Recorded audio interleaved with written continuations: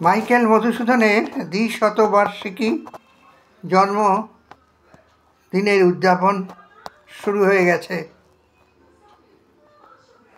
বাংলায়। তাই নিয়েই লেখা এখানে দু চার কথা।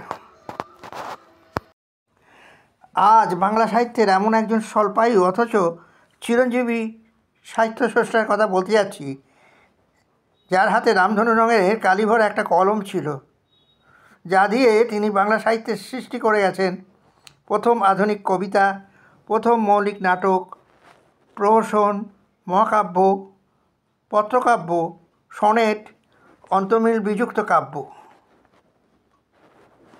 তিনি আর কেউ নন, তিনি হলেন শ্রী মাইকেল মধুসূদন দত্ত, বাংলা সাহিত্যের এক উজ্জ্বল জ্যোতিষ্ক, আধুনিক যুগের দিশারি, মৃত্যুঞ্জয় প্রতিভার অধিকারী, এমন একজন পুরুষ যিনি সারাটি জীবন তার দ্বন্দ্বমধুর জীবনযাপনের তীব্র হলাহল পান করেও অমরত্ব লাভ করেছেন বাঙালির ভাষা ও সাহিত্যের ইতিহাসে।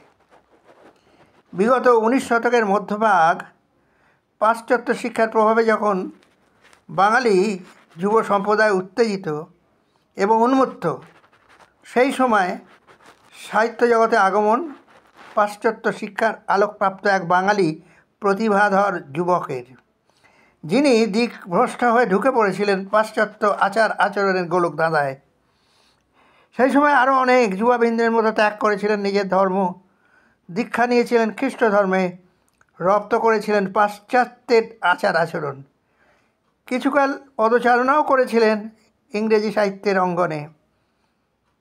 কবি মিল্টন এবং লর্ড বায়রনের গুণগ্রাহী ছিলেন তিনি। সাহিত্য সৃষ্টিও করেছেন ইংরেজি ভাষায়, কিন্তু তৃপ্ত হননি।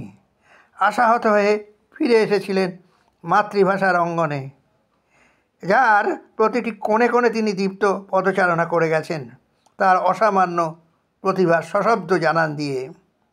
সেই শব্দ অবরিত শুনতে পাচ্ছি এখনও একবিংশ শতাব্দীর এই তৃতীয় দশকে তাঁর দ্বিশতবার্ষিকী পূর্তির দিনটাতে এসে। মধুসূদনের জীবন যেন নিজেরই রচিত অলিখিত এক মহাকাব্য। মহাকাব্যের মতোই তার জীবন কাহিনী, যেখানে আছে ঘটনাসমূহের বিশালতা, মহাকাব্যের মতোই এক অনন্ত সম্ভাবনা এবং বিনষ্টির করুণ প্রকাশ। মধুসূদন তার বন্ধু শ্রী রাজনারায়ণ বসুকে একটা চিঠিতে লিখেছিলেন, "you may take my word for it, friend Raj, I shall come out like a tremendous comet and no mistake." ধূমকেতুর মতো তার আগমন বাংলা সাহিত্যের অঙ্গনে, নিষ্ক্রমণও ধূমকেতুরই মতো। এই উপলক্ষে তার লেখা বহু পঠিত, বহু চর্চিত এবং এখনও প্রাসঙ্গিক কবিতা বঙ্গভূমির প্রতি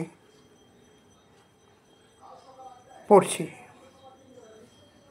রেখো মা দাসের মনে এ মিনতি করি পদে, সাধিতে মনের স্বাদ যদি ঘটে পরমাদ, মধুহীন করোনা গো তব মন কোকনদে, প্রবাসে দৈবের বসে জীবতারা যদি খসে, এ দেহ আকাশ হতে নাই খেদ তাহে, জন্মিলে মরিতে হবে অমরকে কোথা কবে, চিরস্থির কবে নীর হায়রে জীবন নদে,